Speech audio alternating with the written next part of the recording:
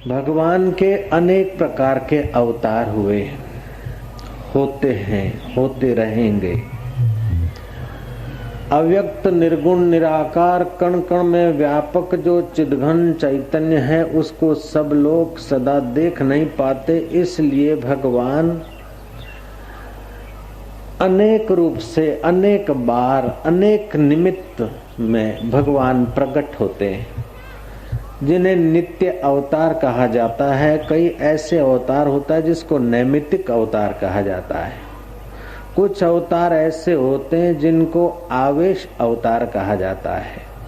कुछ अवतार ऐसे होते हैं जिसको प्रवेश अवतार कहा जाता है, और कुछ अवतार ऐसे होते हैं जिन्हें अर्चना अवतार कहा जाता है।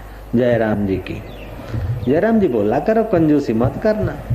जयराम जी की आवेश अवतार, प्रवेश अवतार। जैसे प्रहलाद को मुसीबत पड़ी और प्रहलाद की भक्ति दृढ़ थी, तो हिरण्याकश्यप को ठिकाने लगाने के लिए भगवान का अवतार नरसिंह रूप में आ गए, और स्तंभ को आलिंगन कराने के समय भगवान का प्रवेश अवतार।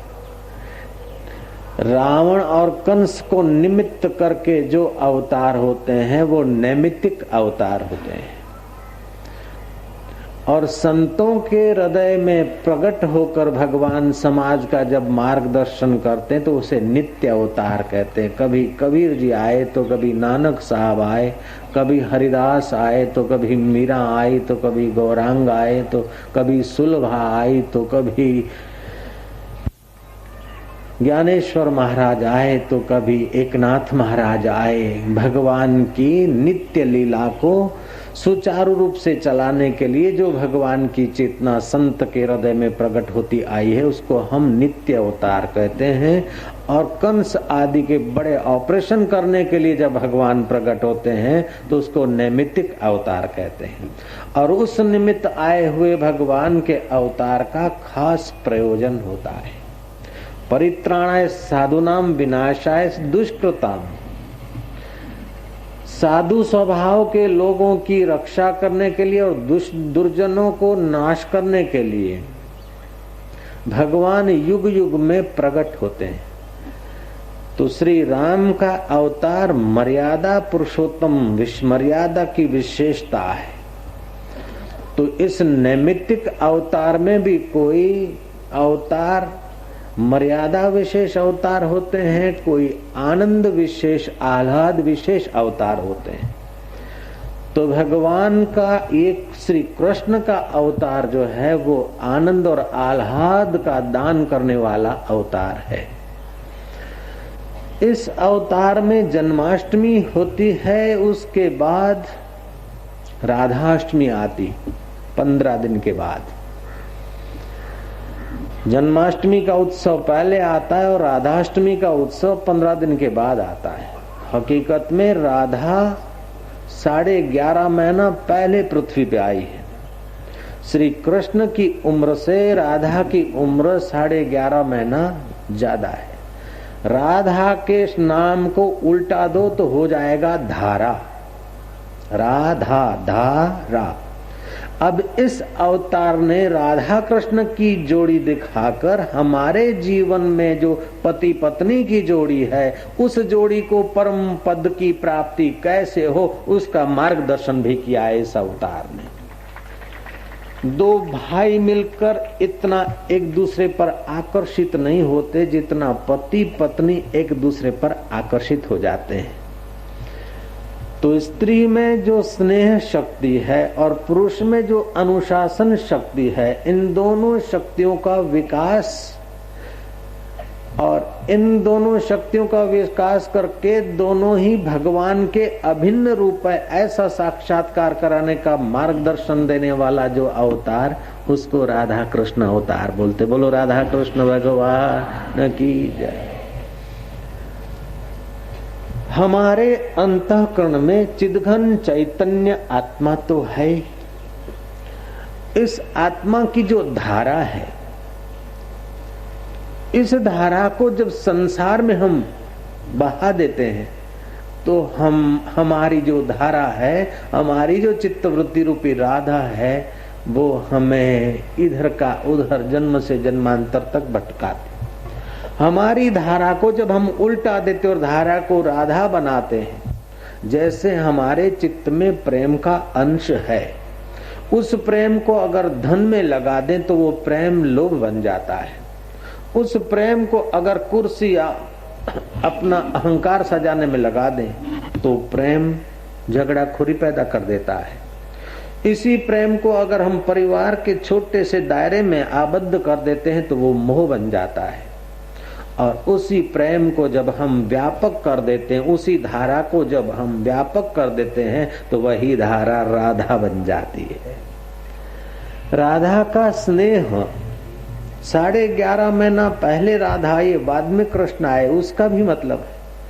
हम समझेंगे कि हमारे भक्त के चित्त की धारा पहले भगवान के लिए तैयारी करती है।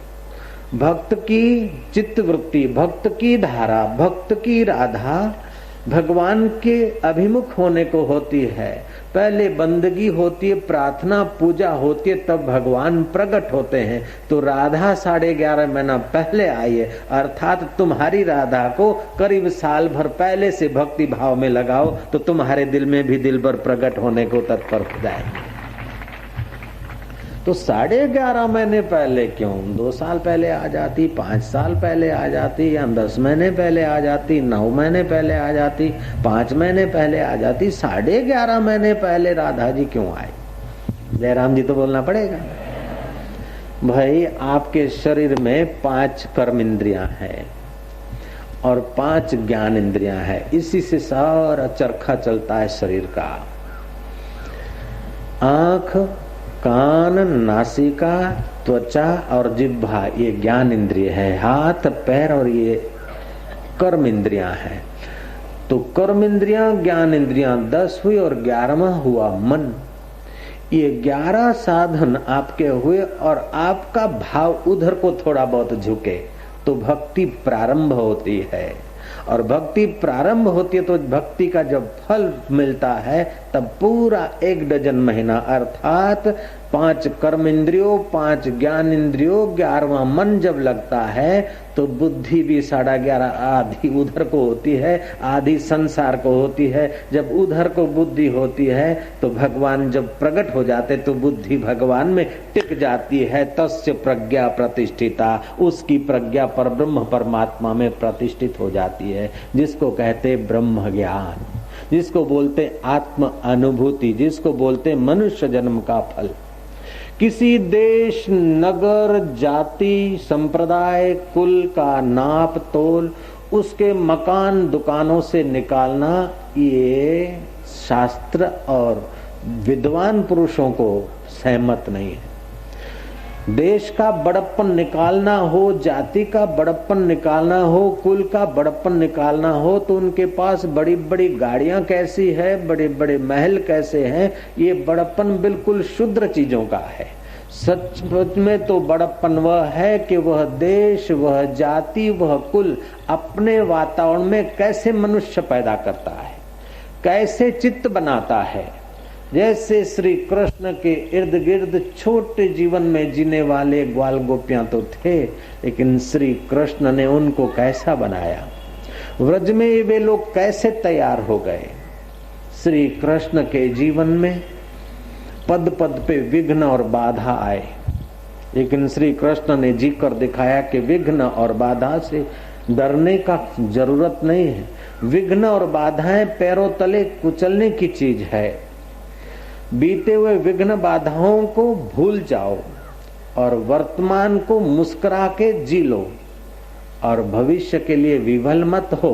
भविष्य के लिए अपने चैतन्य स्वरूप में स्थित होकर प्राण बल, भाव बल, क्रिया बल को विकसित करके जीवन जीने की कला सिखाने वाला अवतार वही राधा कृष्ण का अवतार। राधा अपने आप में पूर्ण प्रेम स्वरूप है और कृष्ण अपने आप में पूर्ण प्रेम स्वरूप है। पति पत्नी का प्रेम जब देह के इर्द गिर्द आक्रांत होता है तो वो काम बन जाता है। संसारी प्रेम में प्रेम करने वाला सामने वाले को प्रेम नहीं करता, अपना स्वार्थ सिद्ध करता है। जब अपना स्वार्थ सिद्ध करने को प्रेम किया जाता है तो वो मोह हो जाता है, शोषण हो जाता है। अपने को सुख मिले इस भाव से अगर पत्नी पति को प्रेम करती है तो पति का तबीयत और पति का जीवन सूखा हो जाएगा। पति अपने सुख के लिए अगर पत्नी को प्रेम करता है तो पत्नी का जीवन भी ऐसे ही रूखा रह जाएगा। पत्नी के हित के लिए पति उसे प्रेम करे और पति के हित के लिए जब पत्नी प्रेम करती है तो पति और पत्नी की जगह पर राधा कृष्ण तत्व उनमें प्रकट होने लगता है। जितना जितना स्वार्थ त्याग होता है और परहित की भावना बढ़ती है उतना ही मोह अहंकार दूर होता है, प्रेम और उदारता का जन्म होता है। तो जब जब समाज में स्वार्थ परायणता बढ़ जाती है, मनुष्य मनुष्य को शोषण करके सुखी होने की बेवकूफी में लग जाते हैं, तब तब भगवान के किसी न किसी निमित्त से अवतरण पाए गए। जैसे अर्चना अवतार, अर्चना अवतार में भगवान भक्त के अधीन होते हैं। भगवान की मूर्ति की अर्चना करने वाला साधक जो भगवान को अर्पण करे पत्रम पुष्पम, उस पत्रम पुष्पम को जिस समय जिस नियम पर भक्त अर्पण करता है भगवान वो स्वीकारने को तत्पर हो जाते हैं, उसको बोलते अर्चना अवतार। जैसे धन्ना जाट कथा सुन रहा था, कथा कोई महान आत्मज्ञानी ब्रह्मज्ञानी गुरु के मुख से नहीं सुन रहा था। एक ब्राह्मण जो आजीविका के लिए गांव-गांव कथा करके अपना गुजरान चलाता था, उस ब्राह्मण ने कथा, पंडित जी ने कथा करी और कथा में भगवान की सेवा का महात्म बताया। कथा पूरी हुई, वो पंडित जब रवाना हो रहे थे, धान, कुछ चावल, कुछ आटा, कुछ गुड़, घी आदि सामान घोड़े पर लाद कर जब कथा पूरी करके विदा हो रहे थे गांव से, तो गांव के बाहर धन्ना जाट ने उस पंडित को रोका कि गुरु महाराज, आपने कहा है कि जो भगवान की सेवा नहीं करता, भगवान को भोग नहीं लगाता, वो जो खाता है वो पाप खाता है, तो आप मेरे को भगवान दे दीजिए। बोले मेरे पास भगवान नहीं। बोले नहीं, आपके पास ही भगवान होंगे, आप जब तक मेरे को भगवान नहीं देंगे तब तक मैं आपको जाने नहीं दूंगा।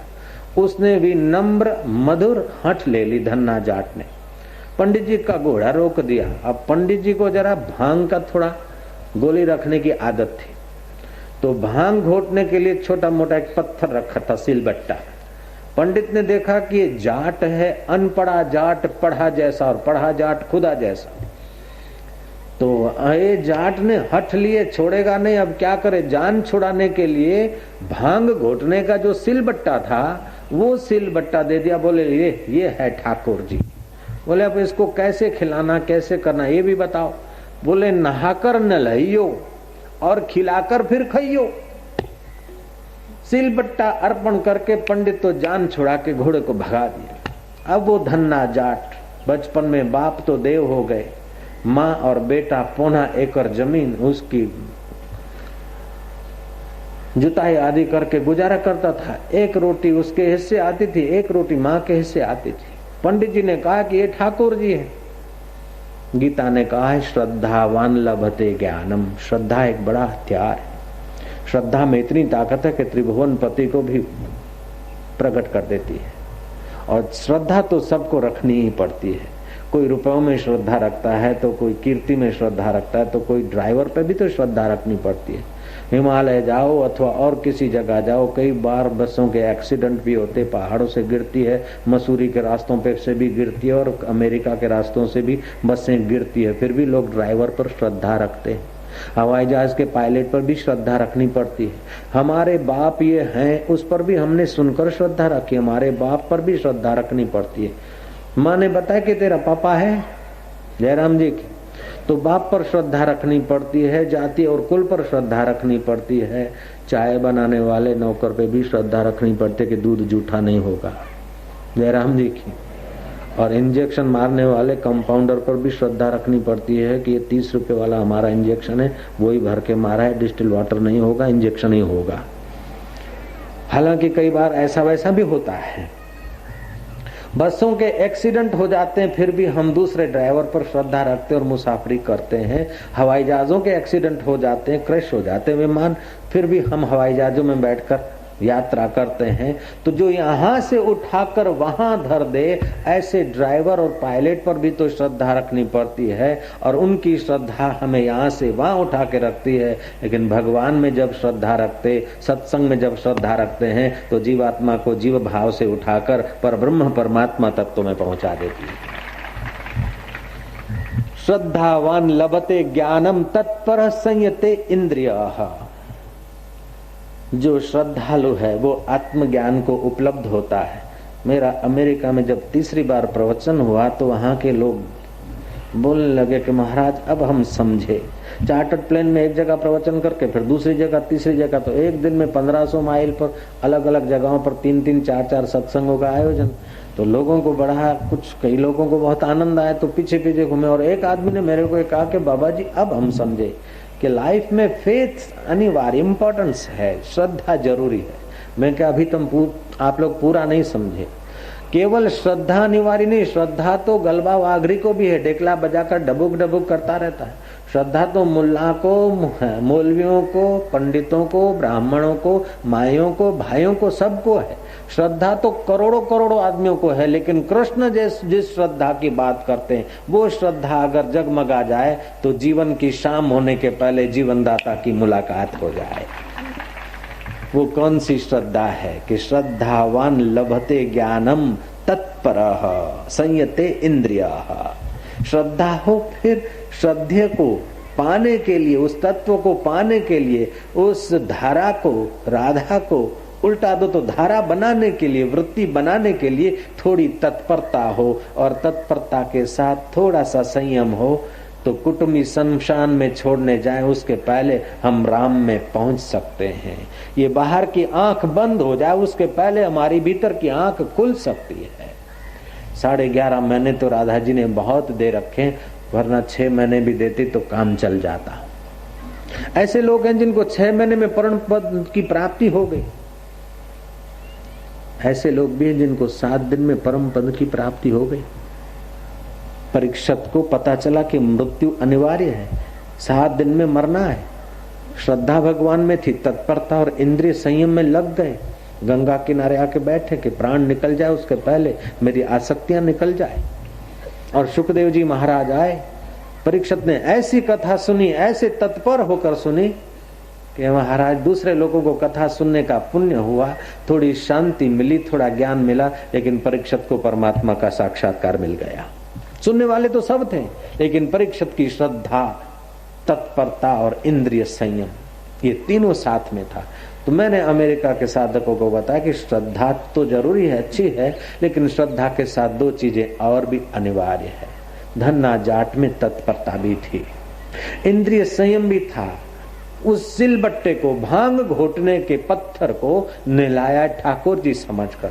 जब भांग घोटने के पत्थर को नहलाकर ठाकुर जी समझकर धन्ना उसकी पूजा से 7 दिन के अंदर परमात्मा को प्रकट कर सकता है, तो साक्षात राधा कृष्ण को निहार कर अपने दिल में वो धारा पैदा करने में तुमको तो बड़ी सरलता होगी, बड़ी आसानी होगी भैया। धन्ना जाट नहाकर नहलाते हैं।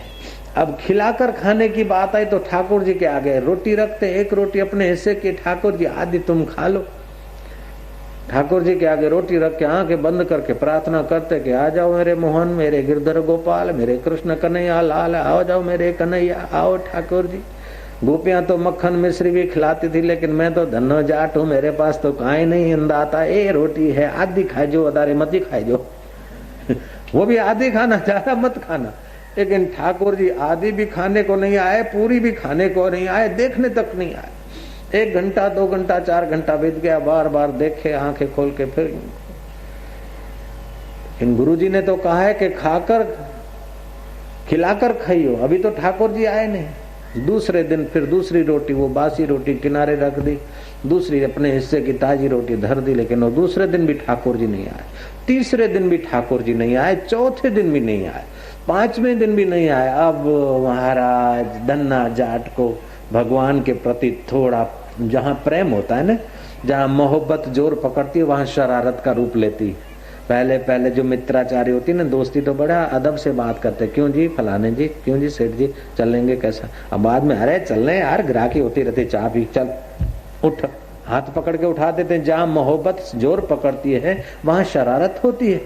तो यहाँ इनकी श्रद्धा ने जोर पकड़ा है तो शरारत का रूप लिया श्रद्धा ने, कि तुमको पंडित जी मेवा मिठाई खिलाते थे इसीलिए उनके खाते और मुझ गरीब की रोटी नहीं खाते। मैंने तो समझा था कि ठाकुर जी का हृदय कोमल होता है, लेकिन तुम्हारा तो शरीर भी पत्थर का और दिल भी पत्थर का है मालूम होता है। लेकिन मैं तो गुरु को वचन दिया हूं कि खिलाकर फिर खाऊंगा, तो जब तक तू नहीं आएगा नहीं खाएगा तब तक तेरा धन्ना भी नहीं खाएगा। बोल आता है कि नहीं आता? नहीं आता तो ना तो बोल दे। अब धन्ना को पता ही नहीं कि वो सील बट्टा है। तो धन्ना जाट का 5वां दिन पूरा हुआ, ठाकुर जी आए नहीं। 6ठा दिन पूरा हुआ, ठाकुर जी नहीं आए। अब 7वां दिन की सुबह धन्ना जाट आराधना करते करते चिंतन करते करते कहता है कि भगवान अब तुम नहीं आओगे तो फिर मैं भूखा भूखा मर जाऊंगा, और तुम मुझे अगर मारना ही चाहते हो तो ऐसे भूखा क्यों मारते हो? मैं तुम्हारे आगे अपना सिर काट के धर दूं। फिर भी ठाकुर जी प्रकट नहीं हुए। 11 बजे माँ ने रोटी दी, वो अपने छोटे से कमरे में जाकर ठाकुर जी के आगे धरता। देखा कि ठाकुर जी नहीं आते हो। जाट आ गया अपनी जटेती पर। आप लोग ऐसा मत करना, मैं तो कथा सुना रहा। निकाला एक छुरा, बोले अब अगर तुम नहीं आते हो, मेरे को मारना ही चाहते हो तो लो, मैं ये सिर तुम्हारे चरणों में धर देता हूँ, लेकिन रोटी तो तुमको खिलाकर छोड़ूंगा। जो सच्चे हृदय से तत्परता की तो उस पत्थर में से प्रकाश प्रकट हुआ और धन्ना का हाथ पकड़ लिया कि धन्ना ठहर ठहर, मैं खा रहा हूँ, मुझे देरी हो गई। ठाकुर जी ने रोटी खाना शुरू कर दिया। महाराज ठाकुर जी का हाथ पकड़ के धन्ना कहता कि रुको, मैं 7 दिन का भूखा हूँ, सब तुम मत खाओ, मेरे लिए भी दर्द हो। जहाँ प्रेम होता है ना वहाँ फिर नेम नहीं होता। हम कई घंटियां बजाते और कई काला वाला करते और ठाकुर जी को धर के फिर ले जाते था। लेकिन धन्ना जैसा जब प्रेम जोर मारता है तो फिर भांग घोटने के सिलबट्टे से भी परमात्मा प्रकट हो सकता है। उस परमात्मा के प्रागट्य को बोलते हैं अर्चना अवतार। तो एक होता है नित्य अवतार, दूसरा होता है नैमित्तिक अवतार, तीसरा होता है आवेश अवतार, चौथा होता है प्रवेश अवतार। जैसे भगवान स्तंभ में प्रविष्ट हो गए, प्रहलाद को पिता ने सताया, भगवान प्रकट हो गए। मीरा को जहर दिया गया और भगवान की कृपा वहां प्रकट हो गई। मीरा के ऊपर भूखा शेर छोड़ दिया गया और भगवान ने भूखा शेर के चित्त में ऐसा विचार प्रकट किया तो पाला हुआ कुत्ता की नाई मीरा के पैर सूंघने लग गया। तो इस प्रकार के भगवान के जो अवतार हैं वो हमारे जीवन में भक्ति का प्रकाश और शुद्ध प्रेम का प्रकाश प्रकट करने में काम आते। तो 5वां होता है अंतर्यामी अवतार। जब हम पूजा अर्चना सेवा स्मरण करते हैं तो आचमन आदि लेकर जब हम ध्यान करते हैं सुबह के समय रात के समय, तो हमारे चित्त में कोई प्रश्न है या कोई प्रॉब्लम है तो अंतर्यामी परमात्मा हमें प्रेरणा करता है। जो अंतर्यामी चैतन्य हमें प्रेरणा करता है और वो प्रेरणा हमारे काम क्रोध आदि विकारों से रहित की हो, हमारा अहम न हो, सचमुच में हम परमात्मा के ध्यान में डूब गए हों, अथवा तो भगवान या भगवान के प्यारे किसी संत की दुआ हुई हो, हमारी कुंडलनी शक्ति जागृत हुई हो और हम उसके अनुसार ध्यान करते करते जब तन्मय हो जाते हैं तो हमें दिव्य प्रेरणाएं होती है। उस दिव्य प्रेरणाओं को महापुरुषों ने और शास्त्रों ने कहा है कि प्रेरणा अवतार। तो भगवान का लीला अवतार, प्रेरणा अवतार, नित्य अवतार, नैमित्तिक अवतार मनुष्य जाति के लिए अत्यंत कल्याणकारी है, क्योंकि मनुष्य ही हंस सकता है, दूसरे पशु पक्षी हंस नहीं सकते। मनुष्य हंस सकता है, उसका मतलब है कि मनुष्य भगवान के आनंद स्वरूप को प्रकट कर सकता है। तो भगवान का आनंद स्वरूप जो अपने चित्त में है, भगवान का स्वभाव है सत्य चित्त और आनंद। भगवान की सत्यता तो हर चीज में दिखती है। तुम राई के दाने को, मिट्टी के दाने को, रेती के कण को आप घोल के एकदम माइक्रो कर दो, लाखवां हिस्सा बना दो उसको बारीक, फिर भी उसका नाश नहीं होता, वो कहीं न कहीं उसका अस्तित्व होता है। तुम्हारे आंखों से तो रेती का दाना ओझल हो जाएगा, लेकिन वो उसका अस्तित्व रहता है। तो भगवान की सत्यता तो वस्तु मात्र में दिखती है बुद्धि पूर्वक, भगवान की चेतनता तो पशु पक्षी मनुष्यों में दिखती है, भगवान का आनंद स्वभाव मनुष्य जब हृदय शुद्ध करके भक्ति भाव ज्ञान के द्वारा हृदय शुद्ध करके अंदर गोता मारता है तो भगवान के आनंद स्वरूप का साक्षात्कार होता है। भगवान के आनंद स्वरूप की झलकें आना ये सत्संग का प्रसाद है, और भगवान के आनंद स्वरूप में टिक जाना ये सत्पुरुष और साधना के प्रसाद से जीव की पूर्णता का उसको साक्षात्कार होता है। इसलिए नानक जी कहते हैं कि संगी साथी चल गए सारे, कोई न निभियो साथ, कह नानक यह विपत में टेक एक रघुनाथ। जो संसार के संगी थे, जो साथी थे, चाहे रुपए साथी बनाओ, चाहे गाड़ियों को संगी साथी बनाओ, मित्रों को बनाओ, बहुत चीजों को बनाओ, ये सब एक दूसरे को छोड़कर चले जाते हैं। संगी साथी छड़ गए सारे, कोई न निभियो साथ, कह नानक यह विपत में टेक एक रघुनाथ। जीव को जब संसार छोड़कर जाना पड़ता है तो वो जो विपत है उस विपत में टेक एक रघुनाथ की। जो मित्र थे, जो स्नेही थे, जो अपने मिलने वाले थे, जिनको देखकर स्नेह पैदा होता था, वे सब एक एक होकर संसार से चले जाते हैं। फिर भी तुम्हारा चैतन्य राम अथवा कृष्ण वो नहीं जाता है। अब उसी कृष्ण तत्व की उपासना करने के लिए अपनी धारा को राधामय बनाओ। तो भगवान एक हिस्से में कृष्ण के रूप में प्रकट हुए हैं तो दूसरे हिस्से में राधा के रूप में प्रकट होकर हमें ये भगवान शिक्षा देते हैं कि तुम्हारे जीवन में भी, पति पत्नी के संबंधों में भी, मित्र मित्र के संबंधों में भी स्वार्थ त्याग करके जब प्रेम को प्रगटाओगे तो तुम्हारी भी धारा राधा बन जाएगी। ये राधा बनाने के लिए, अपनी धारा को राधा बनाने के लिए कीर्तन भी एक सहयोगी साधन है। भागवत में श्री कृष्ण उद्धव को कहते हैं और गीता में श्री कृष्ण अर्जुन को कहते हैं। सततम कीर्तयन्तो माम, ये अर्जुन को कहा है, और भागवत में श्री कृष्ण ने उद्धव को कहा है, वाग गदगदा द्रवते यस्य चित्तम। जो कीर्तन करते करते, ध्यान भजन करते करते जिसकी वाणी गदगद हो जाती है, वाग गदगदा द्रवते यस्य चित्तम हसति क्वचित। कभी वो कीर्तन करते करते अंदर की प्रेमा भक्ति, अंदर की धारा, अपने चित्त की राधा उसकी प्रेममय प्रकट होने लगती है। हसति क्वचित रुदति भिक्षणम, कभी रोता है कभी हंसता है। उद्गायन्ति भी लज्जे, कभी वो गाता है, गुनगुनाता है, चाहे कैसी भाषा, भाव अपना प्रकट करता है। एक बार भीम को भगवान के प्रति प्रेम पैदा हो गया और रात्रि को 12 बजे गाना शुरू कर दिया। भीम जब गाना शुरू कर दे तो सोचो भीम का गाना भी तो भीम होगा। भीम का गाना सुनकर, वो पवन पुत्र भीम का आवाज सुनकर कुंता जी भी जगे, नकुल सहदेव भी जगे, अड़ोस पड़ोस के लोग भी जगे। कुंता जी ने समझाया कि बेटे भले तेरे को प्रेम पैदा हुआ है लेकिन इस समय गाया नहीं जाता। बोले माँ, जिसको गाने का शौक होता है ना उसका रोना भी गाना बन जाता है, जयराम जी की। और जिसको रोने का शौक होता है ना उसका गाना भी रोना हो जाता है। तो अभी तो मेरे को भगवान के प्रति प्रेम हुआ, तुम रोको मत। बोले मैं रोकती तो नहीं हूँ बेटा, लेकिन सबकी नींद टूट जाएगी और सब नाराज होते हैं। तेरे को अगर प्रेम पैदा हुआ है ना तो तू कहाँ जाके एकांत में। अब भीम को एकांत माना तो भीम का तो शरीर भी वैसा, जाना भी ऐसा, तो कुछ दूरी चले गए, गांव के बाहर चले गए। एकांत में भीम ने अपना गाना शुरू कर दिया। भीम देखता कि मैं इतना सुंदर गा रहा हूँ फिर भी कोई फरमाइश करने वाला नहीं, कोई वाह करने वाला नहीं, ताली बजाने वाला नहीं। भीम के मन में थोड़ा सा दुख जैसा हो, क्योंकि मेरा भजन, मेरा गीत कोई सुनता नहीं, अकेले में गा रहा हूँ इतना मीठे मीठे शब्दों में। बारीकी से देखा कि एक आदमी पेड़ की ओथ में खड़ा खड़ा सुन रहा है। भीम को तसल्ली कि कम से कम एक आदमी इस मध्य रात को मेरे को सुनने को तो आया। भीम ने कहा, कहो भैया कौन हो, कैसे? मेरा आवाज सुनकर आया? कि बिल्कुल तुम्हारा आवाज सुनकर आया। बोले अच्छा, तो कैसा मेरा गाना कैसा लगा? बोले गाना वाना तो हम समझते नहीं है, लेकिन तुम्हारा आवाज सुनकर आए। बोले आवाज सुनकर आए तो आवाज मीठा लगा, क्या हुआ कुछ तो बताओ। उसने बोला मैं बताऊंगा तो जरा मेरे को डर लगता है, आप वहीं खड़े रहना।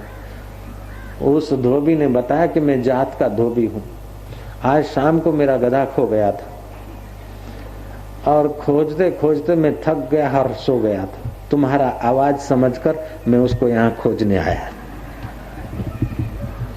भीम को बड़ी ग्लानि हुई, अरे मेरे को कोई सुनने वाला नहीं, घर में गाया तो माँ ने भगा दिया और जंगल में आया तो कोई सुनने वाला नहीं, और सुनने वाला कोई मिला तो मेरे को वैशाखी नंदन में गिन डाला।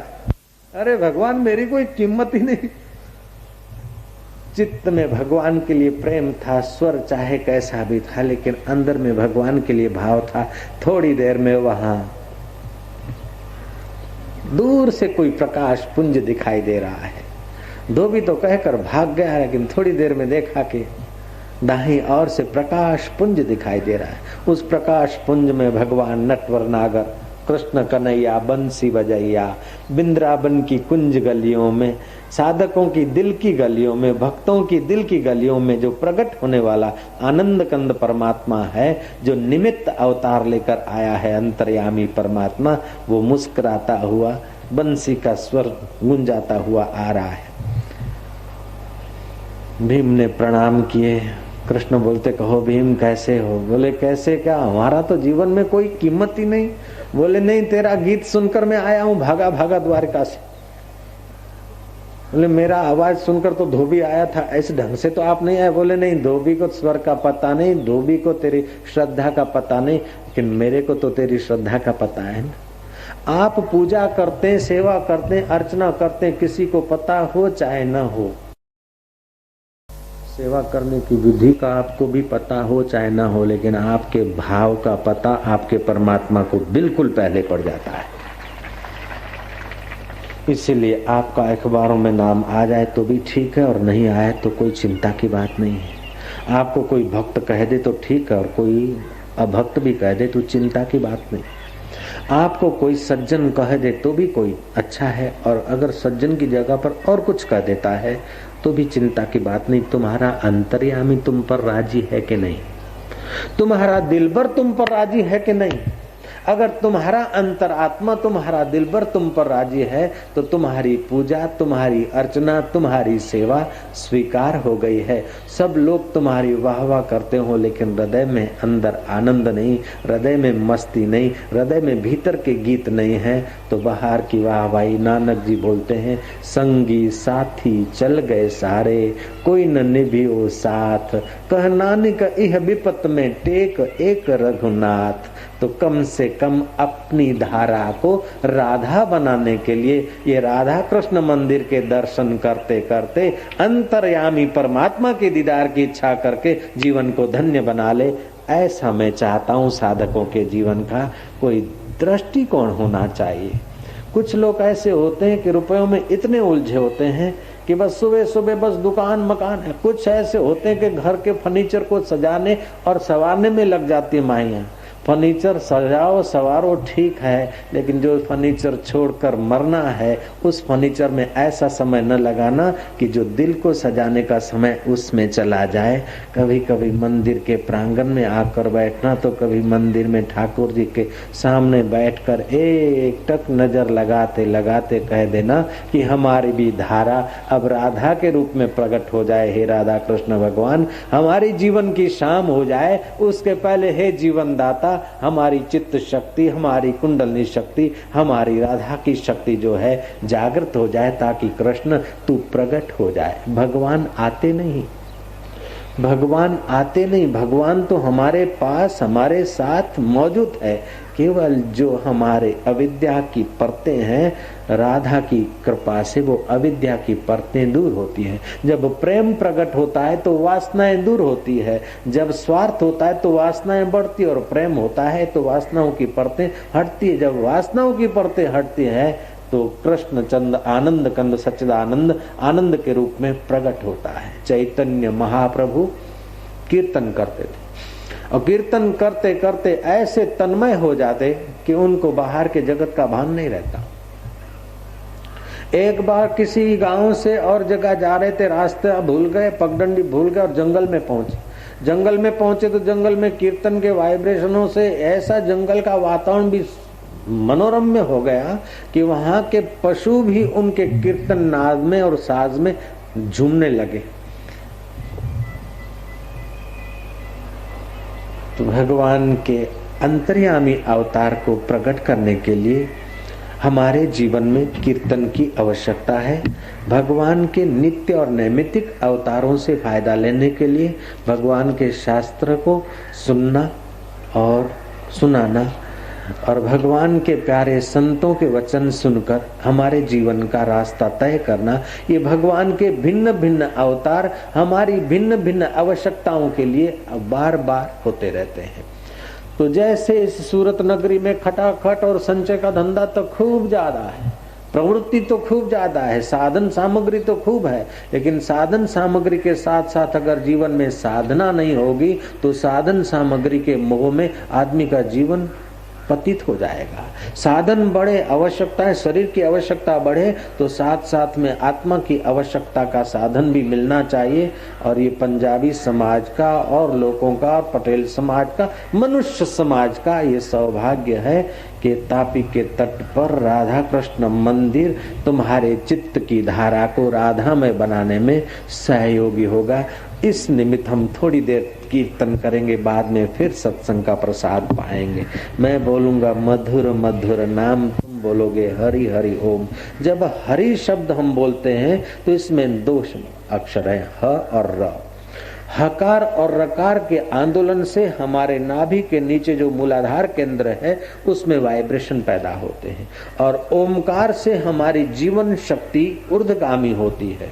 सारे मंत्रों में ओमकार सर्वश्रेष्ठ मंत्र माना गया और ये ओमकार की खोज करने के लिए ऋषियों ने एकांतवास में कंदमूल आदि आहार करके अथवा पवन पर रहकर कई वर्षों तक तपश्चर्या करके भगवान के वास्तविक स्पंदन को ओमकार के रूप में महापुरुषों ने पाया। इसलिए ओमकार हर मंत्र के आगे, मानो मंत्रों का माई बाप है ओमकार। अब गायत्री माता को रिझाना है तो ओम भूर्भुवस्व जपना होता है और कृष्ण को रिझाना है तो ओम नमो भगवते वासुदेवाय और शिव जी को रिझाना है तो ओम नमः शिवाय और सूर्य नारायण को रिझाना है तो ओम सूर्याय नमः, रवये नमः, ओम खगाय नमः, ओम अलकाय नमः, ओम भास्कराय नमः और गणपति को रिझाना है तो ब्राह्मण देवों को तुमने सुना, ओम गणानाम पदे गुंगवाहा निधि पदे गुंगवाहा ओम यज्ञेन यज्ञमय जंत देवाः स्थानि धर्माणि प्रथम ओम शांति शांति शांति। तो ओमकार ये स्वाभाविक भगवान का स्फुरण है। जैसे बर्फ का स्वभाव शीतल होता है और अग्नि का स्वभाव उष्ण होता है, ऐसे तुम्हारे चिदघन चैतन्य परमात्मा का स्वाभाविक ध्वनि ओमकार से मिलता जुलता है। इसीलिए बच्चे जब पैदा होते हैं तो नर्स अथवा दाई और बात की चिंता ज्यादा नहीं करती, चिंता इस बात की करती कि बालक रोता है कि नहीं रोता। अगर नहीं रोता है तो उसको चुन्नी मारती, थप्पी मारती, उसको उसका रुदन चालू कराती। रुदन चालू करने से उसकी चेतना का विकास होगा और रक्त वाहिनियों में, मस्तिष्क में और सब जगह रक्त का संचार ठीक से होगा, कोई अंग डिफेक्ट नहीं रहेगा। तो पहले पहले बालक जब संसार में आता है तो उस संसार में आने वाले बालक का आवाज अगर गौर से देखा जाए, चाहे किसी जाति का हो, पंजासी हो, पंजाबी हो, गुजराती हो, लेवा पटेल हो, देवा पटेल हो, अमीन हो, सिंधी हो, अमेरिकन हो, कैनेडियन हो, मोम्बासा को हो और अफ्रीका का हो, कहीं का भी हो, लेकिन बालक का पहला आवाज जब संसार में आता है तो बालक के रुदन से पहला ध्वनि ओमकार की निकलती है, वां वां वां वां। और जी भर के संसार में बहलता फैलता जब बूढ़ा होता है, अस्पताल में पड़ा होता है, हकीम डॉक्टर इलाज करते और उसे कोई आराम नहीं होता, तभी भी उस बुढ़े का आवाज देखो तो ओमकार से मिलता है। चदरिया तान कर क्या बोलता है वो, उसे रिलीफ मिलता है। ओमकार उसका अपना आत्म का चेतना का थोड़ा बहुत एहसास होता है उसको। केवल मनुष्य नहीं, पशुओं के द्वारा भी जब आवाज ध्वनि होती है ना तो उस चैतन्य रब की होती है, राम की होती है, उस ओमकार की होती है। तुमने देखा होगा कुत्ते के छोटे छोटे पिल्लर होते हैं ना, जब सर्दी से ठुठरते हैं अथवा माँ कहीं चली गई और टेंशन में होते हैं तो कुत्ते भी जब बोलते हैं तो चेतना का आवाज वही होता है, ऐसा आवाज आता है उनका। और माँ भी अगर बच्चों को देखती और नहीं मिलते तो बच्चों को नहीं पाकर माँ भी जब टेंशन में होती है तो उसको भी ध्वनि तो वही मिलता है, चैतन्य। तो नानक जी ने कहा, एक नूरते सब जग उपजे, कौन भले कौन मंदे। भलाई और मंदाई तो बुद्धि और मन का खेल है। काला और गोरा होना ये चमड़े का खेल है। मोटा या पतला होना ये मांस का खेल है। लंबा या ठिंगड़ा होना ये हड्डियों का खेल है। और क्रोधी या शांत होना ये मन का खेल है। इन सब खेल को खिलाने वाला चैतन्य राम एक ही परमात्मा है। सिख धर्म का पहला ग्रंथ है जप जी, और जप जी का पहला वचन है एक ओंकार, वह एक परमात्मा है ओमकार। सतनाम वही सत्य है, कर्ता पुरुष उसी से सारी सृष्टि का कार्य हो रहा है। निर्भव निर्वैर, वो निर्भय है, उसको किसी का भय नहीं, प्रलय का भी भय नहीं। उत्पत्ति स्थिति प्रलय कई बार होते रहे लेकिन उस परमात्मा का कुछ भी नहीं बिगड़ता। तो ये सत्संग तुम्हें ये सुनाता है कि वो परमात्मा अभी कह रहे हो, सत्संग और साधना का रास्ता मिल जाए तो वो परमात्मा वो नहीं, फिर ये परमात्मा। और थोड़ी साधना और हुई तो ये कहने वाला उसी में डूब जाता है और परमात्मा का साक्षात्कार हो जाता है। तो मंदिर मस्जिद और शिवालय ये सारे के सारे तुम्हारे अंतर्यामी अवतार को प्रकट करने में सहायभूत होते हैं और सत्संग मार्गदर्शन देता है। इसलिए तुलसीदास जी कहते हैं, एक घड़ी आधी मैं पुण्य आध, तुलसी संगत साधकी, हरे कोटि अपराध सियावर रामचंद्र की। सत्संग में जाने से एक एक कदम उठाकर हम सत्संग की जगह पे पहुंचते तो एक एक यज्ञ करने का फल होता है। और भगवान गीता में कहते हैं, यज्ञानाम जप यज्ञो अस्मि। यज्ञों में कई प्रकार के यज्ञ होते हैं, उन सब यज्ञों में भी जप यज्ञ मैं हूँ। और भागवत में कहा है कि कीर्तन करते करते जो भाव विभोर हो जाते हैं, तन्मय हो जाते हैं, ऐसे जो भक्त हैं मेरे, हे उद्धव, वे खुद तो पवित्र होते हैं लेकिन दूसरों को भी पवित्र करते हैं। गीता में कहा है, सततम कीर्तयन्तो माम, जो मेरा सतत कीर्तन करते हैं। सतत कीर्तन का मतलब है जो मेरा कीर्तन करके मेरी चेतना की कीर्ति करते हैं। चलता है पंखा लेकिन लाइट का पता है, जलता है गोला लेकिन लाइट का पता है, बजता है माइक लेकिन लाइट का पता है, बनती है बर्फ लेकिन कृपा लाइट की है। ऐसे अनेक रूपों में, अनेक रंगों में, अनेक कर्मों में जिसकी सत्ता है, उस सत्ताधीश का पता चल जाता है, वो आदमी का सतत कीर्तन रहता है। वो खुली आंख जगत में जगदीश्वर को निहारता है। जैसे भिन्न भिन्न इंस्ट्रूमेंट में आप लाइट का ज्ञान है तो आपको सतत लाइट का स्मरण रहता है, ऐसे भिन्न भिन्न व्यवहारों में लाइटों की लाइट जो चैतन्य परमात्मा है उसका ज्ञान हो जाए तो आपको संसार में राजा जनक की नाई जीवन मुक्ति का पद मिल सकता है। दुनिया में खूब कमाया, बोले टाइम नहीं है, टाइम नहीं, लेकिन ये बात सुन जा भैया, दुनिया में खूब कमाया, क्या हीरे क्या मोती, मगर क्या करे यारो, कफन में जेब नहीं होती। कफन में जेब नहीं होती, कफन में तो यही बस सब पूरा हो जाता है। कितना भी कमाओ छोड़कर चला जाना पड़ता है, लेकिन भक्ति की कमाई साथ में चलती है। तुमने सुना होगा, हमने तो बहुत सुना है कि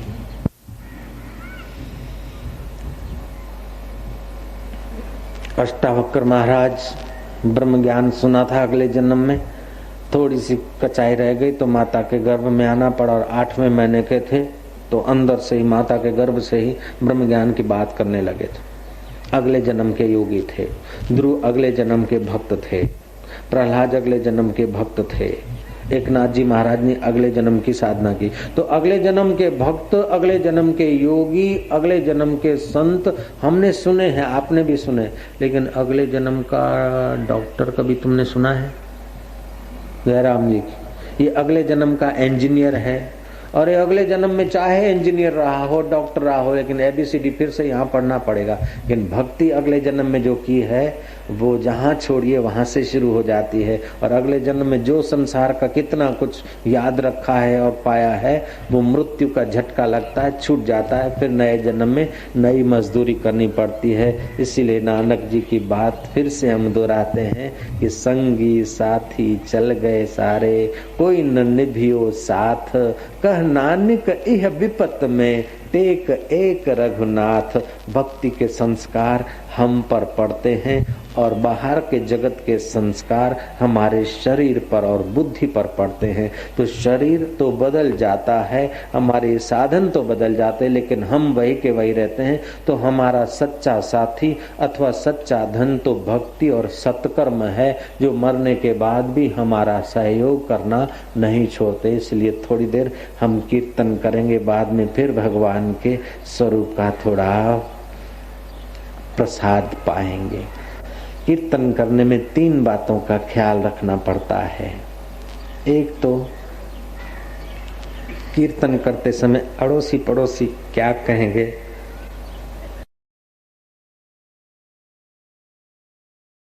उसकी चिंता छोड़ देनी पड़ती है। दूसरी बात, कीर्तन में मैं भगवान का हूं, भगवान मेरे हैं। और तीसरी बात, प्रेम से कीर्तन करे। अरे डिस्को वाले झूम झूम के करते हैं और डिस्को करने से सेक्सुअल केंद्र उत्तेजित होता है, जीवन शक्ति और प्राण शक्ति का ह्रास होता है। डॉक्टर डायमंड ने रिसर्च किया। और भारतीय पद्धति से कीर्तन करने से जीवन शक्ति ऊर्ध्वगामी होती है और हृदय केंद्र में मन और प्राण आते हैं। तो नारद भक्ति सूत्र ने कहा कि तत्कीर्तनात्, और शास्त्र कहते कलो तो कीर्तनात्, कलयुग में केवल नाम आधारा, जपत नर उतरत सिंधु पारा। और कीर्तन करते करते जब वातावरण अनुकूल होता और सामने वाले कोई संत उच्च कोटि के महापुरुष होते, चैतन्य महाप्रभु जैसे, गौरांग जैसे अथवा मीरा जैसे, तो उनकी संप्रेक्षण शक्ति भी मिलती है। और कीर्तन करते करते हम जब तन्मय होते हैं तो उनकी निगाहों के द्वारा, वाणी के द्वारा, संकल्प के द्वारा जो संप्रेक्षण शक्ति बढ़ती है वो हमारी सुषुप्त जीवन शक्ति को जगा देती है, कुंडलनी शक्ति को जगा देती है। तो आज तक हम साधन भजन करते थे, बाद में साधन भजन होने लगता है। जब करते हैं तो परिश्रम है और कभी करते कभी नहीं करते। जब संप्रेक्षण शक्ति का, संतों का कृपा का प्रसाद मिल जाता है, पच जाता है, तो फिर साधन भजन होने लगता है। तो जिनकी नूरानी निगाहें हैं उन फकीरों के, उन संतों के चरणों में बैठकर हम जब कीर्तन या ध्यान करते हैं तो हमारा चित्त पवित्र होने के साथ साथ हमारा चित्त रिचार्ज भी हो जाता है। और हमारा चित्त जब रिचार्ज हो जाता है तो फिर हम अपने घर में अकेले में कमरे में जब पूजा पाठ करते हैं तो कभी कभी हमारे शरीर में अष्ट सात्विक भावों में से कोई न कोई भाव प्रकट होने लगता है। कभी आंसुओं की धारा चलने लगती है, कभी वाणी में गदगदता आ जाती है, तो कभी शरीर रोमांचित हो जाता है, तो कभी कंपन होने लगता है, तो कभी नाभि से नीचे को कोई शक्ति ऊपर को उठ रही, तो कभी पीठ की हड्डी से जो सुषुम्ना का द्वार जाता है वो हमारी जीवन शक्ति और प्राण शक्ति को ऊपर उठने का हम एहसास करते हैं। तो इस प्रकार के अष्ट सात्विक भावों में से कई भाव साधक के जीवन में अनुभूतियां होती है। कभी प्रकाश का दर्शन होने लगेगा, तो कभी इष्ट देव मुस्कुरा रहे हैं, तो कभी कभी ऐसा लगेगा कि तुम आकाश में उड़े जा रहे हो दूर से दूर और तुम नीचे गिरने का भय आया और एकाएक आंख खुल गई तो पता चला कि रे मैं तो ध्यान में बैठा था। कभी ऐसा लगेगा कि तुम गहरे में एकदम डीप में चले जा रहे हो, भूरे में कोई विशाल नीचे गिरे खड्डे में गिरे जा रहे हो। वास्तविक में तुम तो वही होते हो, लेकिन अगले जन्म का कोई संस्कार है जो नीचे योनियों में गए थे या कोई ऊंची उड़ान की थी, उन संस्कारों की जो टेप खाली होनी है, अभी नई टेप भरनी है, इसलिए नए नए अनुभव होते हैं। तो सत्संग के द्वारा हमें संप्रेक्षण शक्ति तो प्राप्त होती है, सत्संग के द्वारा हमें ज्ञान प्राप्त होता है, सत्संग के द्वारा हमें पुण्य प्राप्त होता है, सत्संग के द्वारा सत्य स्वरूप ईश्वर की भक्ति प्राप्त होती है। और सत्संग के द्वारा दुनिया में ऐसी कोई चीज नहीं है जो सत्संग की बराबरी कर सके। इसलिए तुलसीदास जी ने फिर से कहा, तात स्वर्ग अपवर्ग सुख धरिए तुलाइक संग, तुली न पहुँचे सकल मिले जो सुख लव सत्संग। स्वर्ग में जाने से पुण्य क्षीण हो जाते हैं, स्वर्ग का सुख भोगा पुण्य क्षीण हो गया और आदमी नीचे गिरता है, लेकिन सत्संग का सुख भोगने से पाप क्षीण होते हैं और आदमी ऊपर उठता है। स्वर्ग के सुख से अमृत मिलता है, लेकिन पुण्य हमारे खर्च होते हैं, और सत्संग के सुख से आत्मा का अमृत मिलता है और पाप हमारे नाश होते हैं। स्वर्ग की अप्सराएं मिलती है और हमारा पुण्य नष्ट करती है, और सत्संग में हमें आत्मदृष्टि मिलती है, हमारे पाप नाश होकर हमें परमात्मा की प्राप्ति होती है। सुखदेव जी महाराज जब परीक्षित को कथा सुनाने के लिए पधारे थे, तो परीक्षित ने सोने के सिंहासन पर सुखदेव जी महाराज को आसीन करके अर्घ्यपात से उनका पूजन किया। और महाराज जी 7 वर्ष में जिसको मृत्यु आने वाली, 7 दिन में जिसकी मृत्यु होने वाली हो, उसके लिए कौन सा उपाय है मुक्त होने का। सुखदेव जी ने कहा कि 7 दिन बहुत है, संसार की आसक्ति मिटाकर अगर तुम तत्पर हो जाओ तो 7 दिन में मृत्यु आए उसके पहले तुम अपने कृष्ण तत्व का साक्षात्कार कर सकते हो। सुखदेव जी महाराज के चरणों में परीक्षित कथा सुनने को जब बैठे हैं तो आकाश मार्ग से देवता लोग आए हैं, और देवताओं ने प्रार्थना की है सुखदेव जी को कि तुम्हारा जो शिष्य परीक्षित है उसको हम स्वर्ग का अमृत पिला दें, और उसके बदले में तुम हमें ब्रह्म ज्ञान का अमृत पिलाओ। सुखदेव जी ने कहा, स्वर्ग का अमृत पिलाने से आदमी थोड़ा समय जी सकता है लंबा, स्वर्ग का अमृत तो पुण्य नाश करता है और अंत में आदमी का पतन होता है, और सत्संग का अमृत पाप नाश करके अंतिम में जीवात्मा को परमात्मा की मुलाकात होती है। देवता लोग, तुम कांच का टुकड़ा देकर कोहिनूर लेना चाहते हो, ये अदला बदली सत्संग में नहीं होती, ये बेचने की चीज नहीं है, ये तो बांटने का प्रसाद है। तुम अधिकारी नहीं जो सौदाबाजी कर रहे हो, मैं तो सत्संग का अमृत परीक्षित को पिलाऊंगा। देवताओं को सुखदेव जी महाराज ने इनकार कर दिया। तो सत्संग का अमृत स्वर्ग के अमृत से भी ऊंचा है। स्वर्ग का अमृत तो खारे सागर को मंथन करने से निकला था, और सत्संग का अमृत तो संत जब भगवान में गोता मारते हैं, शास्त्र प्रकट होते हैं, संत जब भगवान तत्व में विराज कर भगवत भाव में एक होकर श्रोताओं के कल्याण की भावना करके जब वाणी बोलते हैं तो वो सत्संग हो जाता है। तो ऐसा सत्संग और हरि कीर्तन जिस संस्था के द्वारा हम लोगों को प्राप्त हो रहा है, उस संस्था की भगवान लंबी आयु करे, लंबी समझ दे और ऊंची समझ ऊंची दृष्टि दे कि ऐसी संस्था के निमित्त बार बार समाज को सत्संग और हरि नाम का कीर्तन मिलता रहे। हम मिलकर हरि को प्यार करते करते हरि नाम के कीर्तन में पावन होंगे। कीर्तन करने से बहुत फायदे होते हैं। हरि नाम का कीर्तन करने से, हकार रकार का उच्चारण करने से मूलाधार स्वादिष्टान केंद्र में एक वाइब्रेशन पैदा होते हैं जो आपके रक्त के कणों को भी पावन करते हैं। दूसरी बात, आप कीर्तन जब करते हैं तो आपका भाव केंद्र, भाव शरीर का विकास होता है। हरि नाम, हकार और रकार का मंत्र हमारे ऐहिक जीवन को और आध्यात्मिक जीवन को दोनों को पावन करता है। इसलिए भगवान ब्रह्मा जी ने श्री कृष्ण के मंत्र के साथ हरि नाम को जोड़ दिया और राम जी के साथ हरि नाम को जोड़ दिया। हरे राम राम राम हरे हरे, हरे कृष्ण कृष्ण कृष्ण हरे हरे। तो ये हरि नाम और ओमकार हमारे जीवन की सुषुप्त शक्तियों को जगाने के लिए, पाप नाश करने के लिए, रक्त के कणों को पावन करने के लिए और नस नाड़ियों को शुद्ध करने के लिए, शुद्ध में शुद्ध जो परमात्मा का प्रेम है हमारी धारा को राधा के रूप में प्रकट करने के लिए हरि नाम कीर्तन हमारे लिए बहुत बहुत हितकर है। तो हम खूब स्नेह से, श्रद्धा से, अहोभाव से थोड़ी देर कीर्तन में तन्मय होंगे।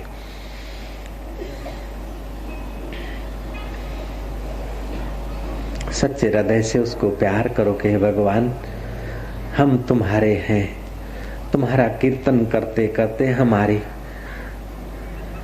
जीवन नौका, हमारी धारा हे कृष्ण राधामय हो जाए। हम तुम्हें प्यार करने लगे, तुम्हें स्नेह करते करते हम अपना देह भाव भूल जाएं, तुम्हारा कीर्तन करते करते हम अपना अहंकार भुला दें। हे जीवन दाता, हे परमेश्वर, मेरे हृदय में बसे हुए हृदयेश्वर, तू हमें तेरी भक्ति का दान दे देना। हमारी धारा को राधा बना दे प्रभु।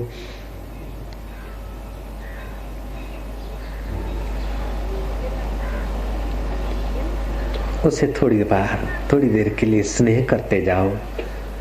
जो तुम्हारे साथ है, तुम्हारे दिल की धड़कनें चला रहा है, उसी में से तुम्हारी धारा उठ रही है। उस धारा को प्रेममय बना दो तो राधा हो जाएगी, तो फिर कृष्ण देव, आत्मदेव प्रकट हो जाएंगे।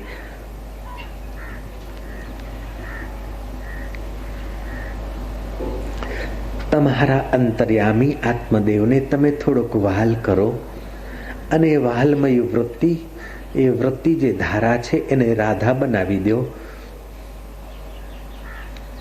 चाहे जिस भगवान को मानते हो, जिस इष्ट को, गुरु को मानते हो, तुम सच्चे हृदय से थोड़ा सा प्यार उसको करो। और प्यार करते करते अभी कीर्तन करेंगे तो अपनी धारा को राधा बना देंगे। राधे राधे राधे श्याम से मिला दे। हे हमारी चित्तवृत्ति, हे हमारी धारा, हमें हमारे आत्मराम से मिला दे, हमारे चैतन्य श्याम से मिला दे।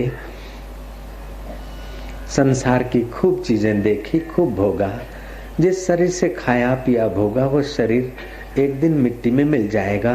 शरीर मिट्टी में मिल जाए उसके पहले मेरे पाप मिट्टी में मिल जाए और मेरा दिल तुझ में मिल जाए, ऐसी तू दया करना मेरा इष्ट देव, मेरे परमात्मा। हरि ओम।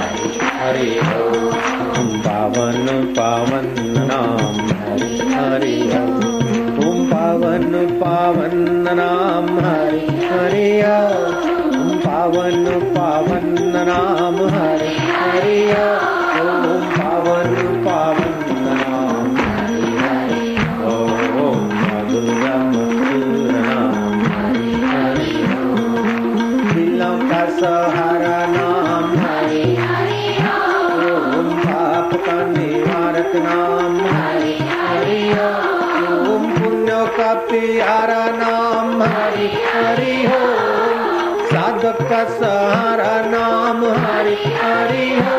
ओम कालिका किनारा नाम हरि हरि हो।